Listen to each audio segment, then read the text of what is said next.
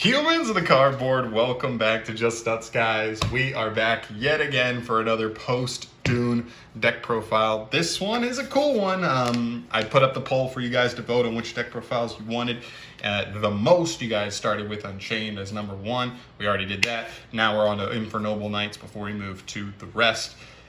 It's a cool deck, really cool deck. The support's actually quite good. I thought this support was definitely underrated coming into this set. I heard almost nobody talking about it until like the week of, and normally you see more ramblings about stuff. But yeah, the deck's really cool. This is a super different version probably than you're gonna see out and about so far. I've really not seen much playing the adventure package like I'm showcasing in this version, although that's been the main version that you saw in the OCG. I think the reason for that is just it plays better with Max C in the format overall, you know, that kind of thing. Also, it's a one card I sold without normal summon, so that's pretty sweet as well. We'll get into that as we go, but super different version. I also found room to play I think 10 defensive cards as well, which normally this deck doesn't try to do either.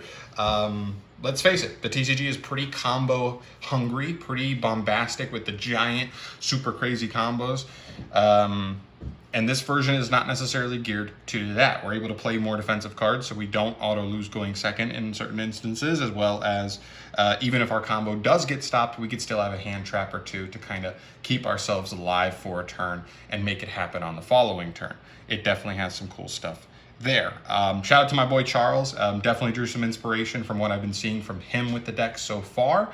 I've been messing around doing a good amount of like test hands and you know, just messing around with this build to see like where I end up with a lot of you know, test hands, and honestly it's been pretty good so far. So gonna mess around with it a little more, but this is my initial build. Hopefully you guys like it. Let me know your thoughts down below, and I'll be talking to Charles in the background for sure. Hopefully he sees this because I want to see his input on this as well. But let's get into it. Super different lineups here than normal. One copy of INFERNOBLE-KNIGHT Ogier. Here's the thing, we're playing the adventure engine, which means you cannot use your normal summons effects, which means Ogier is a little less important here, but there are still lines, especially if I have a Rhoda and don't open the adventure engine, boom, we're getting Ogier and we're just doing regular INFERNOBLE stuff without adventure. So you still want to play one for sure, and then on follow-up he comes up as well, but still a really good card. From there, you play two copies of Renaud. This is just such a good follow-up card. A lot of times you'll use one turn one, and I still wanted to have a second one in the deck for follow-up turns. Being able to just get any Fire Warrior or Equip back from grave is huge. Really good there. From there, we move to some of our one-offs, more of our one-offs, I should say. Turpin, Ricky, Oliver, and you know what? Oh, do I have room here? I don't. We'll throw a Stolfo here as well. So these are the rest of the one-ofs for the INFERNOBLE-KNIGHTs that I'm messing with here. Turpin's really good. From hand or grave, you can special stuff. You control any monster equipped with an equip. That's really good because he's a level 4. That's super important for a lot of combos, especially with Ricky, because he's a level 1 tuner. He's your main I sold summon now. When he's summoned, he can target any I think it's just any Fire Warrior, level 4 lower Fire Warrior in grave, special summon it. So you just summon back Turpin. There's your 5s to make Angelica, and then Turpin can still do stuff from grave potentially. Astolfo, not really anybody plays this card that I've seen. Really not many people play it. I love this card because it's follow-up, right? Sometimes you have that extra send off of Angelica, and if you already had access to some of the other guys you might want to consider sending, you just get awesome follow-up in the form of Astolfo. This version is intended to be a little more mid-rangey, so if you have to grind, this card is really cool for that. Plus, it's just a solid extender regardless. So yeah, it's not even a brick at all. So that's why I was totally fine playing it. It's like, oh, at worst, it's just a decent extender for your deck. Cool. And then Oliver, another decent extender as well. He's a tuner extender. He's just fine. He sends any warrior or equip from hand or field to grave to special summon himself. Just a good extender for the deck. The last honorary INFERNOBLE-KNIGHT, I play one copy of Gearfried. This version is also different in that, like, I do believe that in the more heavy combo variants, you probably want to play more than one Gearfried. But in this variant, you're playing more defensive cards. You're not opening a whole hand of just Fire Warrior and equip stuff every time. And so it felt like you could have hands where you draw Gearfried, but not even the stuff to like set him up consistently. So I didn't want to risk that. You definitely still play one no matter what. He's still an awesome in main deck boss monster who's accessible enough to still want to play one of for when you can. But in multiple, I wasn't going to be super too worried about like forcing extra copies of him and potentially breaking on them. But he is an awesome card. That is how main deck boss monsters should be in this day and age. Card's awesome. All right, then we move to the adventure engine. Finally picked this up. I've been holding off on this for so long because it finally dipped low enough. But yeah, triple copies of Water Enchantress of the Temple, 1 copy of Magicore Warrior of the Relics, and 1 copy of Wandering Griffin Rider. I'd also consider a Legal Knight. The OCG plays Legal Knight, but that's more so because Griffin Rider's banned. Maybe I'd side it for when I know I'm going second, but it is still a decent card.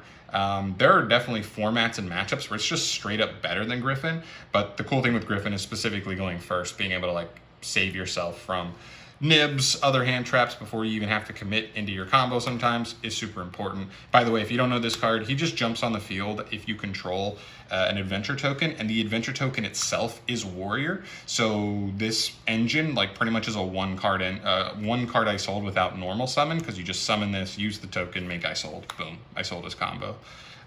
So yeah, it's pretty cool. And you only you play the adventure engine normally, but then you just play one more little brick. Sort of. He's not even really like a full brick, because as long as you get to stuff, like there are combos where you can just search him out because he's a level 4 Fire Warrior, which is actually really important in certain combos. So he's honestly not that big of a brick because he can be pitched off of stuff like Oliver. He can be he's just an extender if you just get the adventure token up at any point. It's a good card, I think, for this deck. And then we play some defensive cards. This is the other thing I really wanted to make sure I could do in this version, because yes, you can play an all gas, push it to the limit kind of version, but I still feel like that inherently just loses to boards that are just strong enough and lock out enough. So I want to stop decks a little bit more before they get there. So we start with Ash. It's a really good card. Branded is scary. Triple Droll, I like this one a lot because I do think Infernobles are inherently decent at breaking boards as well if you open a good amount of extenders. And so Droll's just that kind of card. I said this with Vanquish Soul. I've said this with other decks. It just limits the ceiling of your opponent's board, which makes room for your deck that's already not half bad at breaking boards to kind of push through from there. It's a menace. This card's crazy. Then we get to 1,000,000 search cards. Triple Heritage of the Chalice. I'm almost considering bumping this down to 2 just because it's hard once per turn, and we have so many search cards in this deck anyway, but for now I'm going to leave it at 3, but you could make room for other stuff potentially. 1 Rhoda, of course, and 2 Museum. Museum just searches you a Rhoda, so cool. There's 3 more Rhodas. That makes 6. And then, of course, we finish off with the Rendell, which is 7, 8, 9 Rhoda cards in your deck. That's absolutely insane. That's why I'm totally okay with potentially cutting a Chalice. So that way we only play 8, but with the 1-ofs, it just means like Ogier's a 9-of, Renaud's a 10-of, all the 1-ofs are 9-ofs, right? Like they're just so accessible that it's like not even an issue, but yeah, still cool. Plus Durendal's one of the best like equips, comes up in like every combo. The rest of the equips, just Almace, the new one, Joyeuse, and Phoenix Blade. Almace, you don't even use the first effect as much. I find myself using the second effect so far. This allows you to equip another equip straight from deck while it's equipped to a monster. That's fine, but like usually you would just be like, why didn't I just search Durendal in the first place? Whatever. The main thing here is that if this card is sent to the graveyard while it's equipped to a monster, if the monster it's equipped to is sent to the graveyard, and that's why this leaves it, then this card can add any Fire Warrior from, I believe, is it Banish or Grave? Yeah, Banish or Grave back to hand. So you can use this to do lines with like Gearfried, where you like dump Gearfried off Ogier, and then Almace it back earlier in your turn to try and like set up a negate before you keep pushing through. Joyeuse, an older one, and then Phoenix Blade, of course, you just get free real estate. It gives you free infinite numbers of ways to equip stuff with like triggering Angelica and other stuff. Definitely a nifty card there. One of the only bricks. And then to the rest of the adventure engine, triple Rite of Aramesir, of course, no problems there. One Fateful Adventure, one Dracoback, finishing up this engine here. Yes, Dracoback's kind of a brick, but it's another equip.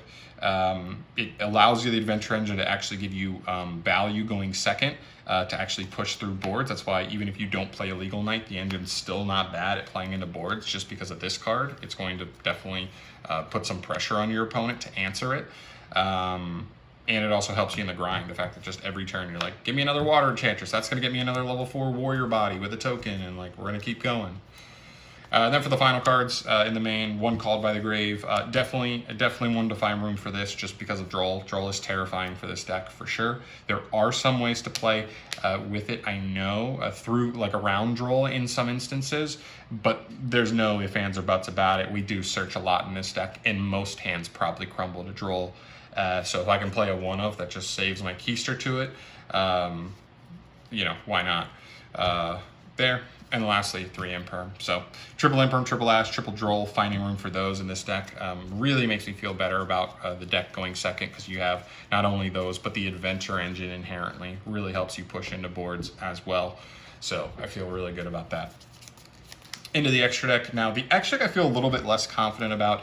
I'm still early on in the development of this deck, so I know a lot of like the standard combo cards you need, but there are some ones like I know Lansalin. I don't know how if I'm pronouncing that right. The Synchro 5. It's an old one. He's a Noble Knight, not an Infernoble Knight. He could just like equip an Infernoble equip from deck, and I think that gives you the potential to play under Droll, like still get to a Charles under Droll potentially. But I don't know those lines as well. I still need to dig into him, so I don't have him here, but I'm considering it. But yeah, the rest of the extra deck for Link 2s, 2 I sold, and I'm playing this guy right now. I know I've seen some people mess with this guy and say like he's here because if you do get nibbed or something, or your opponent gives you a monster, you can take that body into this and still get a Fire Warrior out of it to turn on some of your deck. It's cool. I don't know how crucial it is, but it's cool. And then obviously double I sold. If the first one gets negated, you need a second one to be able to try and use it on the next turn.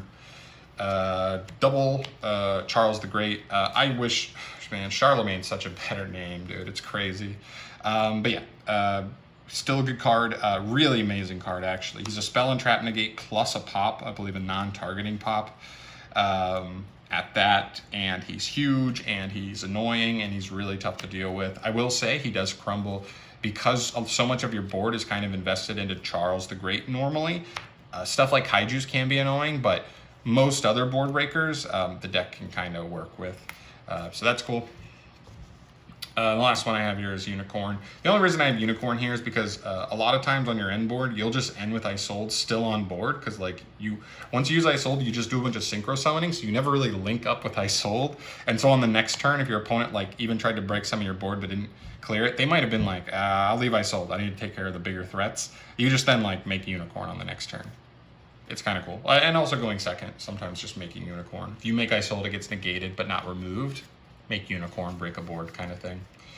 For the synchros, 2 copies of Angelica, 1 copy of Roland. I do think 2 of her can come up, even sometimes in the same combo, just because you need the level 5 tuner, or level 5 body that's not a tuner sometimes. But yeah, you just need the 1 Roland for sure, and 2 of her is really good. She's really, really strong. She, you know, being able to search Museum, or technically Horn of Oliphant, once you... if you side that, I think I will look at siding that. I almost looked at maining it, to be honest, to have that back row potential. But yeah, good card. And then the ability to tag out for Roland, just get him in rotation is awesome.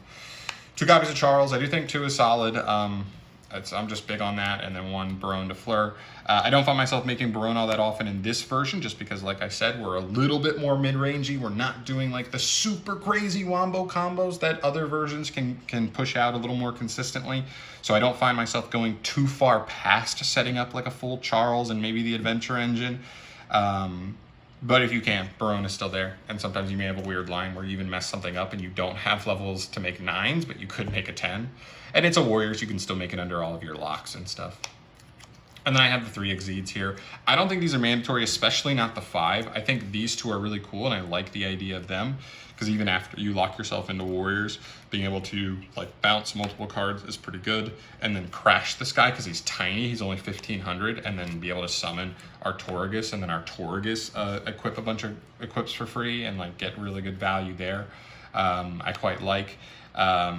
Yeah, these are just cool. I've also messed around with the idea of Zeus, even if you aren't warrior locked, but if you're able to kind of set these up, you could potentially make a Zeus line. I don't know how easy that is. I think that feels like a very particular scenario, but who knows? Maybe also if you play Tactics in your version, which I also thought about here as a defensive card, and you steal an opponent's Exceed and then attack with it and make a Zeus, that could also be cool. But yeah, just think about that. I also saw Charles was messing around with the Ra 10, the Link 3. That's another cool card, like I said. So I had like Zeus, Ra 10, the Lon Solin, the other level 5 Synchro. Definitely some really cool cards to consider here. I really need to dig deeper into the lines that play around Droll, but for right now, this is what I have cooking in my version. It's a really different version. And listen, I haven't dug all over the platform of YouTube to look for any list that might be playing the adventure stuff, but I haven't seen anything out in front, at least, of people messing around with the adventure stuff. I really like this version. I think it's really cool. I don't know which one's better, but I think they're both quite decent right now, at the very least. Why can't everybody be a winner? But yeah, I think the only other thing I think is worth mentioning is Revolution Synchron. There are some really cool builds in the OCG that were playing Revolution Synchron specifically with the adventure stuff, because the Magic Core is a level 4, and so is your token. And with Revolution Synchron, you can go right into a power tool with any of your 4s that aren't tuners. That can get you a Durendal, which gets you any Fire Warrior, of course, that's 5 or lower. Then you can go ahead and Reborn Revolution and make a Crystal Wing Dragon. So you have a monster negate, and now you're kind of insulated already. So like if you just open the Adventure Engine plus that, you're gonna get Magicore on field, then you're gonna synchro Revolution and the token off. You'll still have Magicore, get Durendal to get you your other Fire Warrior, and now you have a monster negate. So you're like insulated, and now you just get to do a full combo from there. It's pretty cool. I think that's really something to look into, but I haven't purchased it yet. It's like $60 a pop still, I think. Maybe if it drops significantly enough, I'll look at playing Revolution Synchron. But right now I'm really digging playing the defensive cards and having some options to go second in that regard. But yeah, I think that's everything I want to talk about here. Let me know your thoughts down below. I am by no means an Infernoble, man of faith. Like I know some people are super into this deck because of the lore, because of the style, the aesthetic of the deck. It's really cool. But I want to mess with it more. I want to know people's thoughts, a little bit more about the deck, ideas for the deck. Let me know what you think about my build. Maybe some cards I'm not playing that I should think about playing. Maybe some stuff that I am playing that maybe you don't love and you would swap for something else. I'd love to hear any thoughts down below on that. But I've rambled enough here at the end of this video. Thank you so much for watching, as always, guys. Subscribe to the channel for more stuff from your boy down the line. I think up next should be Rescue Ace after this deck profile, and then we'll finish with Altergeist as far as the big deck profiles from this set, and then we'll maybe address some other decks a little bit later down the line. But that's it for me today, guys. Thank you so much for watching, as always. I'll see you guys in the next video. Subscribe if you haven't. Peace.